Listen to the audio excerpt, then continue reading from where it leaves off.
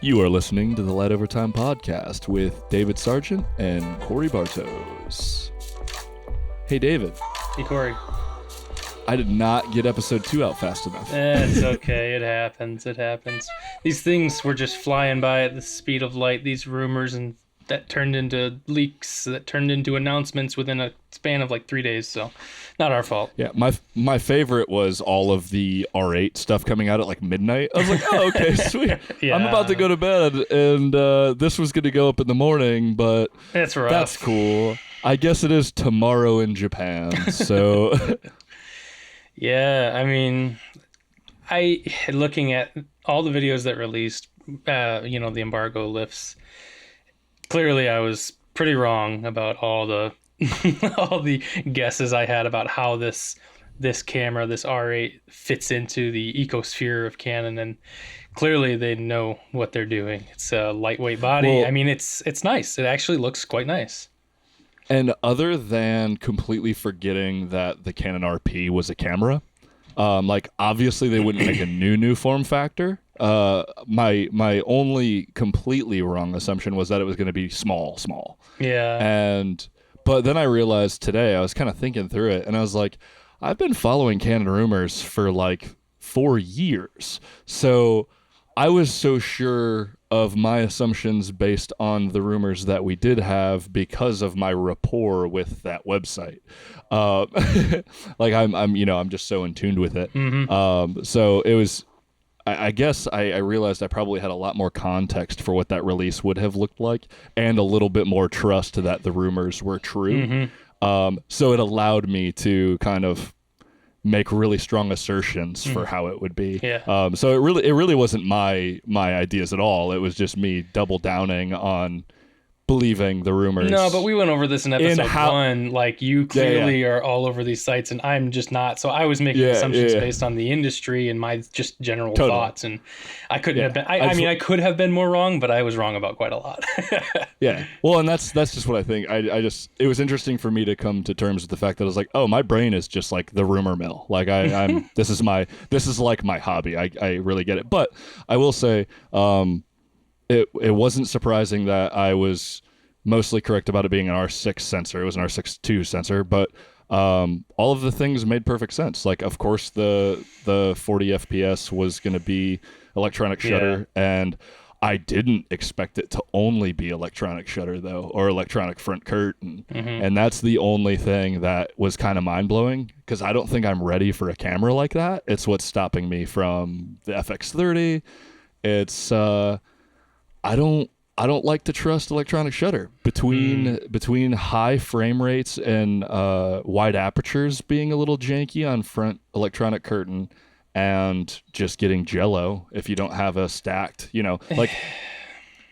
So I guess to sum all that, I think it's interesting that in this case, it seems to be a little bit of a cost-saving measure, whereas when you have a really intense sensor like the Z9, it almost ends up being something that you don't need or require, right? So like, that's the most interesting thing to come out of all of the Canon stuff is that, people are going to start doing electronic shutter only cameras a lot more often, I think, now, because this is 4 between 3 companies. Yeah, I agree. We're going to see more of it. And honestly, I do think the mechanical shutter is just going to phase away entirely, but the rolling shutter has to be just completely eliminated alongside of it, because I cannot shoot wildlife electronic with the A7 IV. I'm not even going to attempt to do it with the A7C, and it gave me such terrible results with the A7 III. And that's because you're using these long lenses that pronounce those effects, right? A wide angle or even like a 50mm, you're not going to really notice it too much unless you're really panning fast or whatever. The rolling shutter effect for stills is a real thing. When you've got 600mm on the long end, it just wobbles like crazy. Yep. And what's going to be really interesting is the way they get past that is a global shutter sensor, which a high-end photo company is going to do eventually when they can make it cost effective. Obviously, it's not cost effective. We're not seeing it across like cinema cameras quite yet and things like that. But going from stacked to like a full global shutter even if it's a smaller megapixel, like if it's like a 1DX Mark IV situation, but like whatever the R3 Mark II is, and they're like, hey, this thing has global shutter, it's $6,500, but but it's a 20 megapixel or like a 16 megapixel that's super goddamn fast and zero need for a mechanical shutter. Yeah. Interesting, compelling. Again, crazy, wild speculation. It'd be a tough pill to swallow for a lot of people, but that's how this trickle-down system of technology works. The higher end bodies got to have this stuff that explain the cost of a $6,000, $5,000 body, and then eventually that technology trickles down into the more affordable ranges. So we'd like to see that, but it is going to take some time. Now, sure. The R52 was pretty interesting. You can't hate it being what it is. I did find it very interesting. The very first article, the headline I read was, the EOS R8 is Canon's most affordable full-frame body. And I was like, no, it's not. The Canon RP is. What are you talking about? It's almost as if the media and Canon themselves don't want anyone to remember the RP even exists.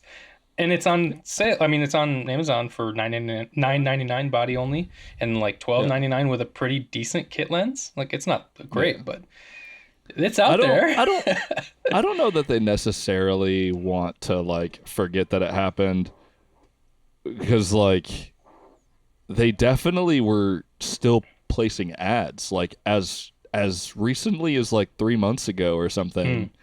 Like, they were still pushing the RP, so they're trying to get it out the door. See, I don't search Canon, so I don't get Canon ads. I get Canon ads. Well, I follow a lot of Canon ambassadors and stuff too. So somebody like Chelsea, Kawhi, and all that, they usually are still doing like R and RP, pretty basic, super commercial, not tailored to photographers ads. Which is interesting. Yeah. But yeah, I mean, that and the R was kind of the thing that put most Canon shooters out the door. Like, they weren't Canon's best. They weren't the bodies that Canon clearly wanted, because they kind of ditched the entire naming scheme. They went back to the DSLR naming scheme and was like, okay, let's do this. I think if they could do it over again, they had all those poor 5D Mark IV users, right? Like, if they just never did the R, and they did do the RP, because the RP, love that it exists at its price point. It is a fantastic option for those people. But that's, I mean, we're talking about fairly antiquated technology in the grand scheme of things now, the way that technology moves, especially with these systems. I bet you if you put the RP up against the R8, you're going to see just, night and day difference as far as usability goes. But it is interesting. It's got 4K video, it's got the same megapixels. It's got a lot of what people jumping into full frame might ask for. And so when you look at a $12.99 with a pretty good kit price point versus what's coming with the R8, it's, some people are going to find it hard to want to jump to the next, But that wasn't going to sell a 28 to 70 f2 or a 51 2. No. No. So is it? They just were trying to get it, and it didn't happen fast enough. Mm-hmm. I think the naming scheme is painful. I think this new camera being the R8 makes 0 sense to me, and the R3 makes 0 sense to me. And it should have just been the R1, so I could get it, unless they plan to make an R1. But I think that would be kind of stupid. They made it so close to what the 1D line would look like, and then to go and call it not the flagship when they haven't made whatever that is yet is just silliness, right? So I totally agree. Yeah. All of that doesn't matter, though. That's just like nerdy people shit that I like to talk about it because I'm still, of course, deep in my loins, I'm still a Canon guy. So one day I'll be back, and it'll be what it is. So moving on to the next one, we got all the official information on the Sigma. I want to know your unadulterated opinions of it, because I have some thoughts. I'm not gonna lie. So I was definitely looking at some very specific key parts of all the reviews, if you can even call them reviews. I don't know how long these people had them, but I watched people like Christopher Frost. I love his reviews. They're so to the point and so consistent and standardized. So I look for those types of reviews. And I gotta say, and Gerald's too, I very much appreciate his take on this one key topic, which was chromatic aberration. It is gnarly. And I was like, whoa, that's terrible. Like, can I be okay with that? And then Gerald's point to that was, I didn't remember how bad it was on the HSM version. And I was like, oh, I guess I don't either. Did I just really not care that much?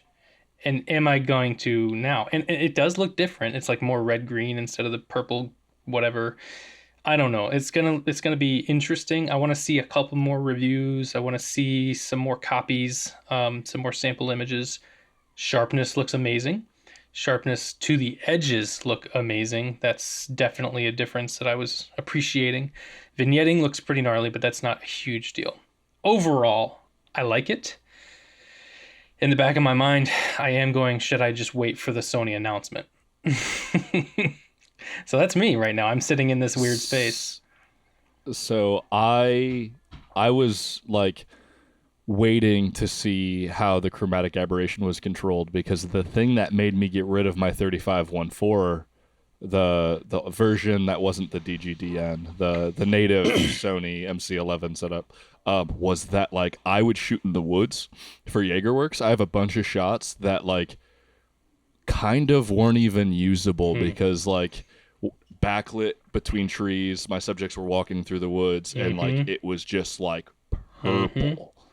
And to take away enough to get rid of it, for it to legitimately not be distracting, would suck all the skin tone out of the people that I had. And I went, oh, well, I can't do that. Right. And that's actually what made me get rid of that lens. And so it wasn't surprising. I think the thing that made me not want it, period, was that the old Zeiss 1.4 and all of that, like it just didn't stand too far from any of the lens. Like there was nothing for me to be excited about. It's going to perform if it's a 50 and you need a 50, cool. Like it is everything that it needs to be. But because the chromatic aberration was basically the same as, what I expected from such a fast 50.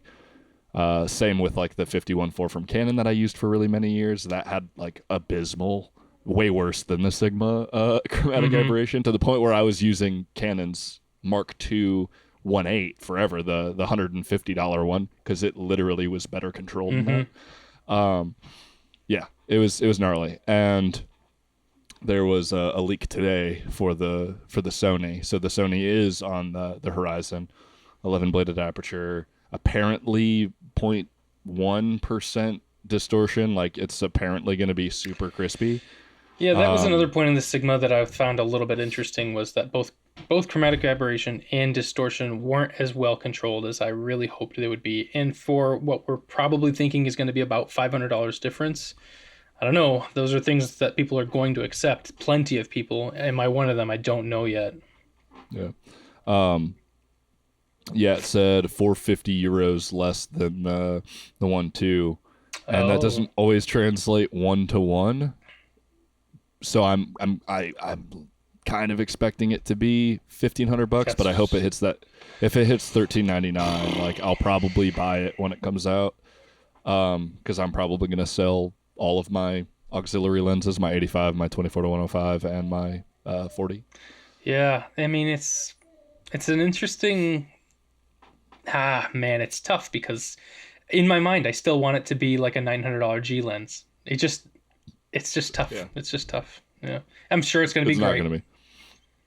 I'm excited that it's G Master, because it might actually be the lens that I want, so long as the chromatic aberration is fine and it should be small. It should be pretty small. Now I have an A7 IV, which I'll probably get to a little later in the show, but breathing compensation will exist on it, so I'm not worried about that for video. It'll be a little tighter. It'll be like a 60 mil or a 55 mil, but I'm not worried about that for video at least. Yeah, pretty stoked. But yeah, I think the Sigma is definitely not for me. Like I won't be spending almost $900 or over $900 on with taxes on that lens. Yeah, I think if I had to guess, I probably will be because of my prior experience with the HSM, how happy I was with the type of work that I did at the time. And I think I'll probably be fine with it, but I do want to wait and see. Yeah. Yeah. I mean, it's a solid lens. So is the old Carl Zeiss, and so is, Yeah, the other. So like, it is what it is. I mean, it focuses great. it looks good. That's the other thing that, trumps the Zeiss and everything else, is that like it is the modern motors, and it's fast as hell, so and accurate. So And it'll do its thing. And old Nikon over there with the 8512S. How funny that little release was. I mean, that was always going to be. I mean, I didn't know it was coming right then. It was kind of a surprise to me. The timing of it, anyway, was like squished between these two things, something like that. Seeing the videos pop up, it looks like a fantastic lens, and I'm very happy for the Nikon family. They're gonna love the lens, I think. I mean, I would love to have a 85-1.2. It's pricey, but it should be. Right. And yeah, I mean, it's the same price as the Canon before Canons go on sale, and they're having a sale right now, so it's like $300 less. But and yeah, I was go for it. I was just gonna say I was surprised that, like, I don't know if they just didn't plan, like, they didn't have it set up in their marketing to be a bigger release, but as far as my end of, and I receive a lot of, media from camera releases. This is what I do. It felt like they were just like, hey, we released this. Yeah. I felt the same way. I was like, this is a big deal. And they should make a big deal out of it, because they're doing it before Sony, which is kind of like, Sony's been around a little longer in this space. We know that Nikon has published their roadmaps or whatever, and they've mostly stayed true to the original roadmaps, adding a few, I think, a little earlier than I think people expected. I don't know that this was kind of expected in this time, in this timeline, but it's nice for Nikon shooters. I mean, if I ever made it back to that space, I would love to have it, I'm sure. I mean, what else can you say about a super expensive 85mm? It's going to be great. You've seen the reviews. Yeah. It's nice. Yeah. And like, I mean, like, nobody likes Nikon, but it's not really the fact that, like, I have love in my heart. Okay, it's there. It's not that they're not making nice things. It's that it's like kind of a marketing issue. Because like, people are fine with, like, people are fine with Fuji's autofocus, and like, Fuji's autofocus doesn't hit all the time. People say that it's the same as Sony's. It's not. I haven't tested it or seen a lot, but like, the Nikon is at least as good as Fuji's, which means it's probably totally fine. They just haven't done anything spectacular, really. They released the Noct for no reason to 7 people, like I've joked about, and then like, they didn't do anything else besides all the safe stuff. Well, I mean, and they didn't even make it sexy. Like, I do like to give Nikon a little credit for the smaller bodies, like the Z50. I think that even the Z30. I have a hard time keeping up with these other systems within the mirrorless space, but like, I think that the Z50 and the Z30 are more like vloggy centric, even though Nikon's not really in the best video space and hasn't really ever been. But they're trying, and I love that they have finally figured out that at least some people really like that retro style body look that Fuji has been doing for a long time. I would like to see them kind of ride on that and innovate a little more in the design space, because no one else really is other than Fuji. Your words to God's ears. Like, everybody that I know that actually shoots Nikon and even is shooting Z systems are like, man, what I would do for, the FCC or whatever full frame. They struck gold when they made the Nikon DF. And then just like dropped it like a bag of rocks. Like, oh, this, like, what are we doing? Like, I can't tell you how many times I looked at a DF, not because of the specs, but because wouldn't it be cool to walk around with that thing, Yeah. And I mean, it's stressful because they should be crushing the space and creating pressure for the other guys, but that Z50 and that Z30 doesn't mean anything either, because they also haven't done anything to have good lenses to support that. Yeah. So like, I can go get a a couple year old Sony A63, A6500 and get a Sigma 16, 30, and 56, very sharp, very cheap, and very nice lenses for the cost of a Z50 in one lens, basically. And it's like, and it does everything that camera does. Right. And we just saw, anyway, that Nikon made some statement about opening up their lens system to third party if the lenses are complementary to what they offer on first party, which is to say that they don't want any competition with the lenses that they actually make. Yeah, because they won't sell any of their lenses. Of course. Because they're ugly. Yeah, that too. I definitely don't appreciate any of their like lens design from a aesthetic standpoint or naming or whatever. Like S-Line with they had a good thing going with the gold ring, and why'd they gotta go and ruin it? But anyway, I think this is why Tamron has been pushing more of the innovative, creative zoom lenses that Nikon won't ever make, because maybe they had a little head start on the idea that to get into that system, we need some lenses like this. I don't know. Yeah, that's pretty good speculation. I'd take that.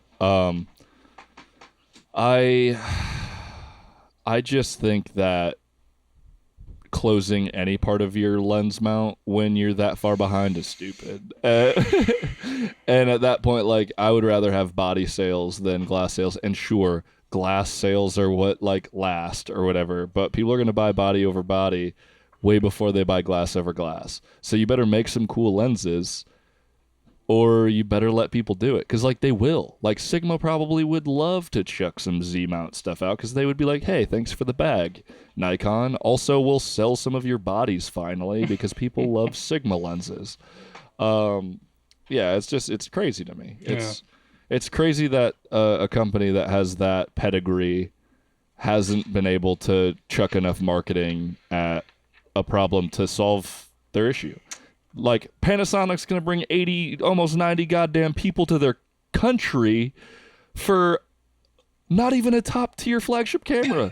Like, what's essentially their base full-frame camera. They're like, yeah, dude, we're just going to drop the bag because we're about to sell some shit. Yeah. And, like, Nikon could. Yeah, that move's going to pay dividends for Panasonic. And it probably would for Nikon as well, but I mean, it wasn't too long ago. What was it, 2019, 2020? We were witnessing their public statements, financial statements, where they had to cut costs, and I'm sure every single department got hit somehow, and then that includes marketing. Yeah, well, make some better shit. Can't argue with that. Yeah. I don't know. I like competition. I'm a big markets guy. Like, I want the people that I don't want to use to be crushing, because it means the stuff I want to use is going to get really good really fast. Mm-hmm. I really wish I could see an A7S IV. Hey, Lumix. Hey, Canon. Make some really sick stuff so they can get a little salty and make it better. Yeah. So I think that's it for rumors and announcements and leaks. Do you have any of? I mean, no, nothing jumped on my radar other than a little bit of tunes about the Sony 50, and it sounds like Sony Alpha Rumors is going to talk about whatever information they have about that new camera from Sony, supposed to come out in March. Okay. Tomorrow at some time that'll be released. Yeah, so. That's an interesting one, because it could be a number of things. I'm not gonna lie, I would like, even though I just bought the A7C, I would like to see it be the A7C II. Just to know what I have in store, because I probably will upgrade depending on what it includes. But I don't know. I mean, they could go multiple different routes with this.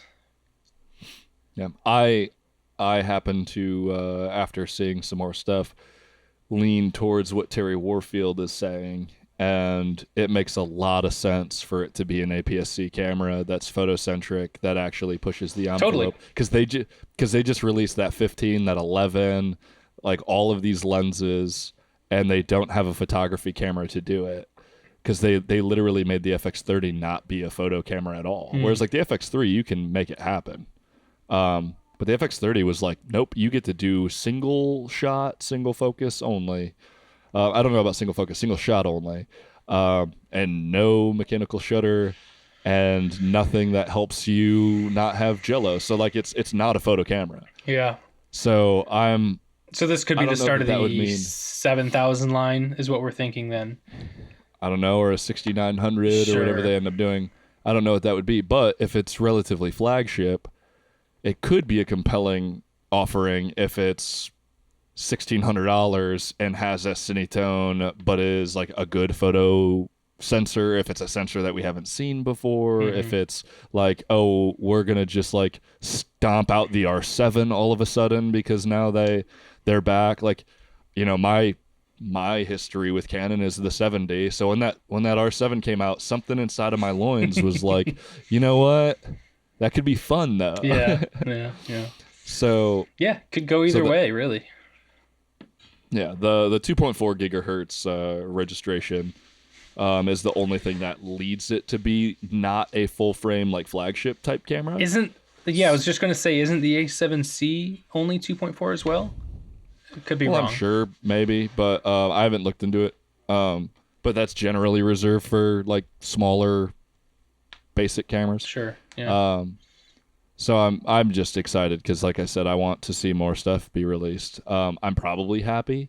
So I got my A7 IV at the shop. I have an A7 IV and I have the A7S III now. So that's a whole lot of camera. And I can't use them all at once. So unless I tripod them all. So I'm not necessarily in the market, but I'd like to see something maybe sway my opinion. I got not a lot of money burning a hole in my pocket, but I could buy something.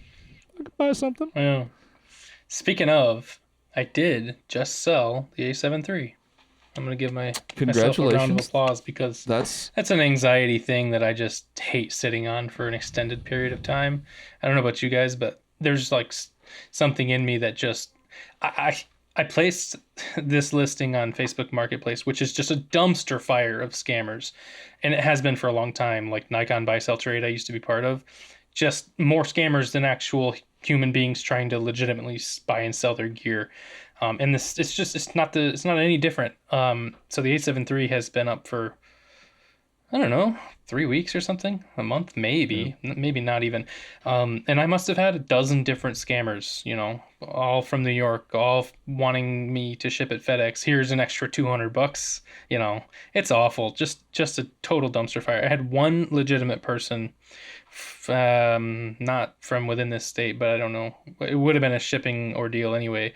She didn't go through. So I found a local person who was like, yeah, I'm not really in need of a camera, but if you'll take 1,100, I'll buy it. So I was like, yeah, I'll take 1,100 because no one else wants it, and Adorama hasn't called me back yet. Yeah, that's fair. It's I think I got a little bit of a taste of that just because I was getting nervous that my A7R4 was gonna just like plummet in value soon.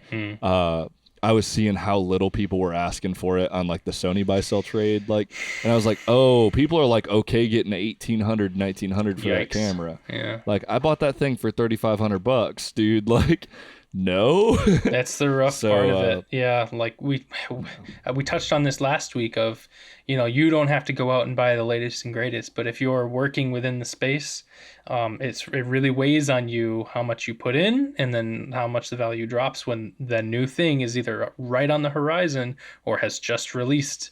That number drops quite a bit if you're not on top of it. Yeah. Well, and especially when there's like a pain point in the gear, you're like, I spend so much time trying to match the colors of this for a video, like, and it just doesn't work. Like, I won't use it for video. So yeah, it was stressful, but man, my dude got my A7R4. That same day he shot a real estate gig with it. He's happy. Oh, that's I'm awesome. happy.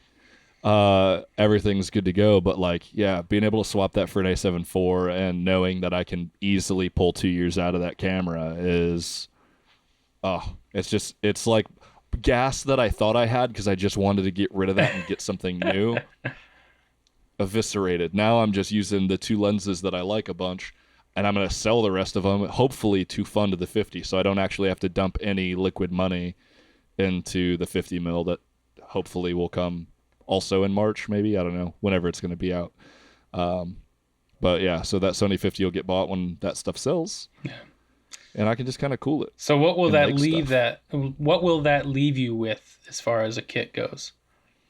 Well, because I'm not going anywhere at work anytime soon, I'll be using the 28 to 70 a lot. I use that for like day to day around the shop. Right. My primary camera, it's not my lens, it's works lens, but like it's fine. Mm-hmm. So I'll have a 50 and a 70 to 200. I'm still flirting with the idea of getting that 20 to 70 for myself. We'll see if that happens. If it doesn't, but the thing, it'll either be the 20 to 70 or the 16 to 35 2.8 Mark II when that comes out. Because if it's smaller and, it does the thing, I would only really need 16 to 35, 50, 70 to 200. And then I do still plan when I can find one used, because I don't feel like spending almost $600 on it. I am going to get the teleconverter because I'm fine with f5.6 across the board for a 140 to 400 lens.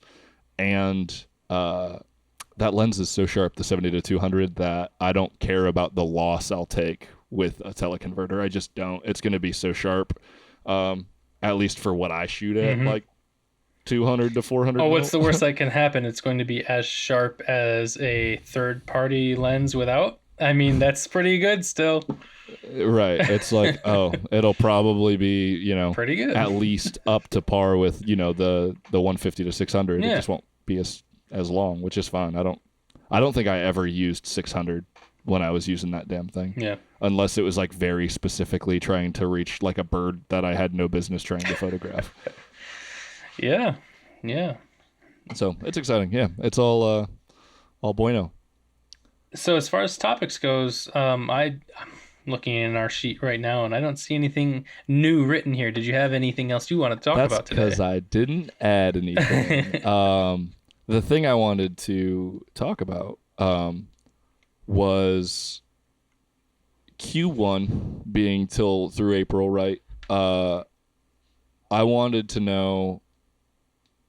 I think you and I should set up some kind of accountability challenge to get us both doing what we want to do more than we are currently. I like it. So basically, not like a challenge, like, hey, tag along, and we're gonna like post stuff, kind of like my meme. I want to know like what you want to accomplish by April, end of April this year, for either David Sargent Coffee as content or what that is. Yeah, I think I touched on this in the last episode or the one prior. One of my weak points is product photography, and I need to spend a little more time learning some artificial lighting tricks with what I do have. Maybe that means acquiring something I don't have, because I honestly have like an RGB cube and like a couple little ring lights. And that's not really going to cut it for any serious product photography. And that's going to include like setting up little sets for my coffee bags and for various other little things I want to do. So if you're asking me what I want to challenge myself to do, it is to take product photography a little more seriously to help my business out. Yeah, right on. Yeah. How do you plan to do that? You mentioned like sets. Are you looking to get into a little bit of some antiquing, get some old school Peter McKinnon style, grab some rustic dope shit? And... Yeah, I mean, that's not something I'm super unfamiliar with, but I would like to take it a little more seriously. So that's probably what it's going to entail. I have a bunch of things that I'm sure I could throw together. It's just trying to be a little bit more thoughtful about it and give it the time it needs, because I am very, when it comes to just doing things for myself, and I should separate this because it is my business. I'm guilty of trying to just get it done, get it out there. And I need to slow down a little bit and be a little more thoughtful. Like I am with like my landscape photography. I'm very thoughtful about that. I'll go out just for landscape photography. I won't bring the long lens or anything that won't help me do landscape photography the best that I can. Bodies on the tripod pretty much all the time, walking slowly, being very thoughtful about composition. I need to be more like that with other areas of photography. I mean, that includes wildlife and everything, but with product photography, I need to slow down, think more critically about especially in the planning phase, before I'm even like grabbing things to get together to just then go shoot, I need to like actually sit down and think, okay, what's going to work here, and what is kind of the message that I want to be sending out to my potential customers who are going to hand me money when I hand them product. So yeah, I think that's how I want to drive that. Word. I love that. Yeah, I was kind of explaining this process to coworkers today because they were asking me how to market a different kind of thing that we're going to be working on soon, and I was like, well, the reason I'm having a challenge is because you're asking me to market to a potential customer I don't understand at all. So we have to work on that. I need you to define that for me, and I need you to define like what does sharing a photo of X mean? Like what is the actual desired outcome of my output, right? So it's really interesting to see somebody who doesn't create go, oh Yeah. right, like the photo video part of it is the messaging, like that's the talking and communicating to the consumer as much as the words on the page are, right? So and then the end product, like does this thing actually work and solve a problem, or is this a solution that I desire? So yeah, it's that's why I like product photography, because you're basically trying to storytell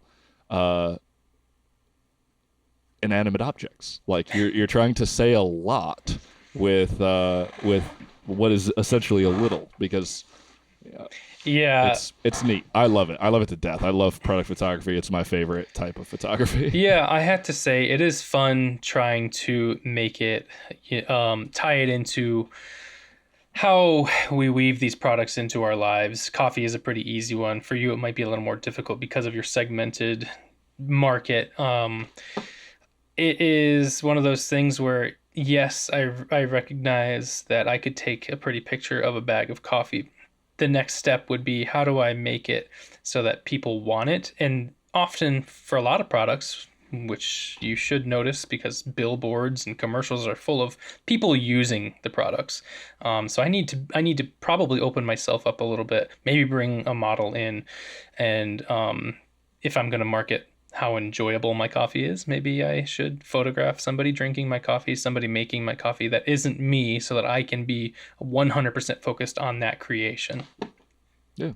Well, and so this is what I was going to suggest, because I think this is kind of what I want to inject into the company I work for as well, is trying to build the culture lifestyle part of your brand that you want, and being intentional about that is a lot different than remembering that the product is cool or good and just making it do its thing in its own environment. Control like the direction of the lifestyle that you want to turn into the brand, like actually create the branding. It's much harder when you're alone, right?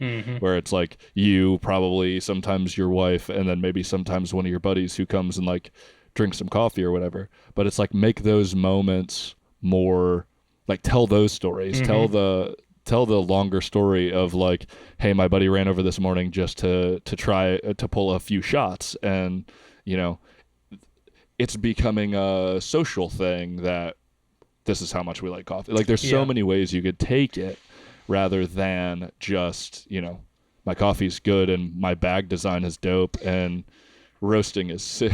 Yeah, the first thing that comes to mind that I often refer to, because I actually don't drink a whole lot of coffee every day. My caffeine intake is probably something like 150, maybe 200 milligrams of coffee, which is like 2 cups of coffee. And one of those cups of coffee in the morning is often with my wife. And the story I could tell, maybe one of them, is just a really nice photo set series, maybe, of just me and my wife drinking coffee. That's just one of the stories, because that is the everyday part of my life. Yeah. No, I fully. I think it's great. Anyway, not that you asked for my unsolicited like how I tackle those problems, but that's my favorite part of marketing. Of course. Is that. That's why it's fun. So yeah, I think that's cool. I'm excited to see what happens. I know finally, not even finally, I think you're starting to like really find the balance of like what your week looks like with your roast, where you move to the next thing. And Yeah. so Well, that is until like May or June when summer kicks up, and then all I'm doing is roasting nonstop because I was nearly at that point last July. It was pretty crazy, roasting most of the days of the week just to make sure that I only have Thursdays ready to go. Now I've got Thursdays and Saturdays from the beginning of May on for the whole summer. So it should be interesting how much time I actually do get for content creation outside of just roasting. And that's one of those things where roast a batch of coffee for my setup only takes about 15 minutes. So if I'm going to make content while I roast, I have to be very fast about it, which makes it difficult for me to be very thoughtful and critical. So I'm reacting to a lot of what's happening in the process with my camera at the same time as a roaster going, okay, do I need to make any adjustments during this roast? As I'm clicking away cameras, as I'm looking at compositions, thinking about camera settings, I'm also looking at my roaster going, oh, does this need to be adjusted? So it's one of those things where I can't be 100% in both things. So I can't exactly bring someone else in to roast because then it's not David Sargent coffee, is it? Would you like to hear a suggestion? Yeah, yes, please. So one of the things that's been tough for me and Zach is some of the stuff we do is he and I training, doing the thing. And what I've gotten really used to doing is like, okay, I'm looking for 3 particular shots. And what I'll do is I'll set a camera on a tripod, I'll get that shot, and I'll just time-lapse it for about 8 minutes. And then I'll set it up in the next shot while I'm doing the thing and only focusing on doing the thing. And then I'll change the shot, and then I'll do the thing. And it's not as economical on the time because you got to kind of cull through them. I just cull through them fast. If that shit doesn't spark joy, Mary Kondo that thing. You know what I mean? Like, get the shot that you want, take it, and send it. Because you're so intentional with landscape photography, I think that'll kind of work for you. It might work really well where you're like, that's just going to be a thing that can start going like every 6 seconds or whatever. Yep.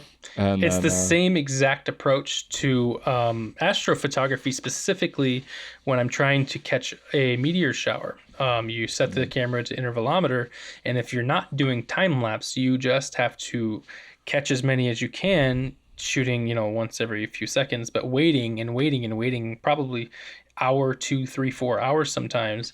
And you just look at all of them and collect the best of the best. So that is great advice. Yeah. So some of my favorite shots I have of Zach and I training together, like shots that like later in my life when I think back of our friendship, it'll like that's how I feel about some of these photos. Was I just set it up where I needed it to be, and it was the first time he ran me through some really intense drills, and like we just both look like we're going after it, and it's super slick, and no one was there to capture it but a tripod on a camera, and I'm like, yes. All right. So it's always worth doing if you're like, I don't got time to shoot today. And you got a couple cameras, so set up a couple cameras and just send it. That's excellent advice. I don't know why I didn't give more thought to that. I've done it. I've done that scenario once or twice, and actually one of those was for video of me roasting, and it was actually really cool. Being so far separated from the camera that it felt like someone else was doing it, even though I set it up. So that's excellent advice. Yeah, just play with self shooting. I think you'll get great at it. So yeah. You have all the fundamentals to make it great. You just have to think about it that way. And you don't normally shoot yourself. You shoot landscapes and wildlife. So. Yeah. Did we go over what your challenge for Q1 is? Oh, no, we didn't. Let's hear I got really excited about yours.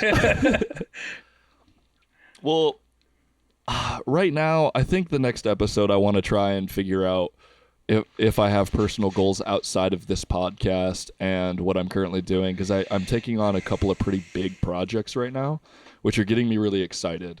And they're going to be really challenging because we're going to be doing a lot more stuff with a lot of different people. And without getting too far into like what my business is doing, it's not necessarily product based. It's going to be more service based. and that's just not something that I do a lot of. So it'll be on par kind of with like action event photography. And it's going to be really, really interesting to try and basically push into a field I know almost nothing about, and like really stick to where I'm trying to drive that company's content with some more cultural lifestyle stuff and tell an actual story for once rather than just doing cool shit. And we'll happen to be actually actively doing the cool stuff. So like trying to actually frame it in a way that's both really marketable and doesn't look like everybody else and is like super genuine is going to be really challenging. So I'm putting a lot of my energy into like racking my brain on those types of things. Yeah. Because it's physically intense and it's just a lot. It's a lot of new stuff. So. Well, at the start of that, I was going, maybe his challenge needs to be outside of content creation. Maybe he needs to challenge himself to relax for a damn day. But it sounds like you really need to focus that energy, so I'm going to let you have that. Yeah. Well, so I'm getting really good at this is the thing that I've been actively working on for, I guess, since I got back from the Philippines, where I was like, this has to happen now, is my work-life balance. Mm-hmm. And when I decided to go to a salaried position and no longer try to go for freelance and like really cut back on the content that I was trying to produce, I said, when I'm working, I have to be working. And when I'm not, like, dude, shut off. Mm-hmm. Like, you get paid a salary and you have a set amount of tasks and you have some responsibilities. I always like to push a little bit beyond whenever I can, but like there has to be a hard stop where you're like, I'm doing stuff with people, or I'm like I have to be like, I do something for me, which is kind of why I wanted to start this podcast so bad. Yeah, it's definitely a challenge, but I really like what I do. And it makes it really hard. It's hard to shut off when the thing that makes you a living you actually really enjoy. I totally get it. Yeah, I officially am getting my first paycheck as my first real salaried job I've ever had in my life this Friday, and I got the pay stub for it, and I went, nice. Hell yeah. Right on. I did it. I'm an adult. All right, so man. It's cool. Like I said, it's pretty wild to relinquish so much pressure that I've been trying to build for so long. Going back to college as a 27-year-old and like just like approaching trying to do camera stuff at some degree in marketing as my main jobs. I really liked working with smaller businesses and a lot of different fields. It's just not that economical right now. Mm-hmm. The types of small businesses I want to help don't have the funds to do freelance work. Yeah. They're more in the realm of like, I could hire a guy at like a reasonable thing, but like I can't just like dump these sporadic, like really big bills on good content. Yeah. And I was like, but I can't commit to you like part-time for the next 6 months because like I'm trying to do as much stuff as possible. And once I kind of realized that, I was like, I have to just commit because you don't get all the candy. It's been that way for a lot of businesses in the last year or two now, of a lot of businesses, big or small, pulling back and cutting expenses. So I think you nailed it. You're on the right track with the salaried position, and you can balance out everything you need to balance out. Yeah, well, and trying to not be all over the place all the time is probably healthy for my brain because I just spent probably 10 years of my life as a nomad. So yeah. So speaking of, you've got your own place coming up. How you feeling about that? Good. So what is it? February. I can't wait because I'm, hopefully you and I are still friends in 2 months and I don't drive you absolutely crazy with my neurotic 1 a.m. Did you see the fucking rumors just dropped? Let's talk about it. I'm here for it. No, but I'm excited because it's a duplex. It's a 1-bedroom duplex. It's exactly as much space plus a little bit more than I need. And I think I'm going to just abandon cultural norms and I'm going to have a bedroom. And then the whole living space is going to be a studio. Oh, I love it. So I'm going to make my bedroom not have a computer for the first time in my life. I'm going to have it not have a TV. I go in there to go to bed. Yeah. And I want to take that seriously and take care of my body a lot more. I've been working out a lot more. I'm trying to gain like 35 pounds by the end of the year. Take 35 of mine. And I always tell people I will give you 3 inches off the top and take like 30 pounds if you want to swap me. That's cool though. Yeah, I'm excited for you. Yeah, it's again, this is the most change all at once I've ever exhibited as a human. So it's kind of overwhelming at times, but it's really exciting because it's stuff that I just avoided thinking I wanted or needed. I wasn't necessarily taking care of myself at the, as the payment for like, just grind, dude, like grind culture, like get it done, do your thing, do what you love. And I did only what I wanted to for so long. And not a lot of people can say that they did that. So like there was almost no time where I was like, I don't like what I'm doing. Why am I here? And just off the back of the Philippines, I mean, just from what we've talked about, every other night or so was a different sleeping situation and the pressures of that involved. I'm sure it feels nice to have some things kind of set in some kind of stone for you to have expectations and a consistent place to sleep. That's cool. Well, dude, go make really close friendships with people who have absolutely zero money, who are the most generous people on planet Earth, who live with their entire extended family in a few shacks and still give you everything they can and go, wow, I was living like a total jackwagon for 10 years. I should just probably get my life together because I have it amazing. Right. Like, again, I have been like in and out of college since 2010, kind of living like a nomadic hobo. So like I ain't got it made like that. But I was so free and so just like on the seat of my pants my whole life. And I was like, that's a freedom that these folks, these wonderful humans that I'm so lucky to have been able to meet and call like true good friends, have never felt and don't even understand. They're like, what do you mean? Like, you just like kind of fucked off for like 10 years? How did you do that? I get it. Yeah. Wow. So, yeah. Well. But yeah, I think that's probably a good place to stop. I have a lot of ideas rolling about more segments to kind of get this show a little bit more on the road. We just jumped into it, and I love how we did it. Yeah. Because each episode I'm learning just enough about how the direction I want it to go. We're going to learn fast, and then we're going to settle into, hopefully, inshallah, like a WAN show epic style, like we've been going for 8 years kind of podcast. I would love to see it. And just so you guys know, this was very much basically an emergency show we had to put on because of all the things that got announced between the last episode of ours, talking about all the rumors. So I'm glad you guys are here listening to us now recall and react to what's actually been announced. Stick around because I'm sure we're going to develop this show into a little bit less about rumors entirely, right? And more about the overall experience of being a content creator and making and all the things. Yeah, like I said, I'm getting settled in April, and I'm gonna have like a dedicated space to sitting down and having these conversations. If anybody's enjoying the first few episodes, I'd love to hear from you. What you really like we're doing, and what you don't like that we're doing. What you'd like to hear from us, because I like the rumor stuff, but I always thought it was going to be like a rumor roundup at the end of the episode. That's where I want it to go.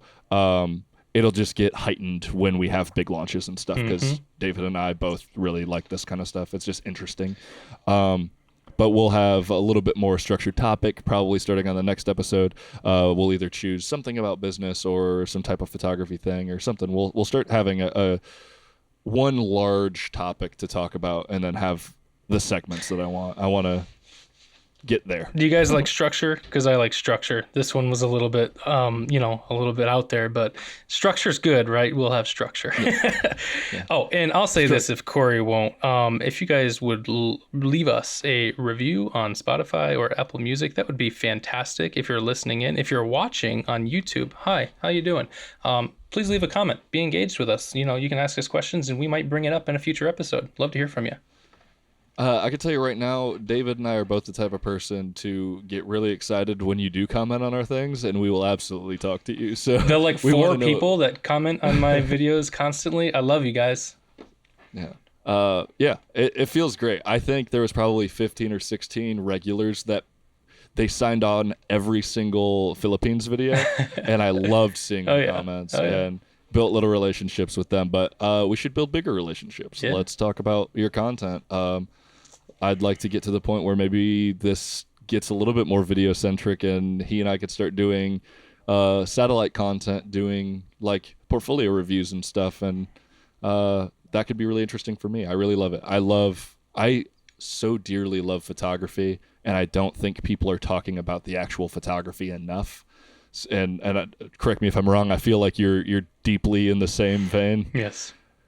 Yeah, like there's the whole photography part of photography that's not content, that beautiful images that evoke emotion, that make me feel some type of way, as the kids would say. Yeah. Is just so good. I still stop all the time on images and go, damn. Mm-hmm. God damn. So yeah, I'd like to see what you guys are working on. Let's talk about it. Yeah. Till next time, I suppose. All right. That was the Light Over Time podcast, and I'm going to develop a sound off soon. We'll talk to you in the next one. Bye, guys.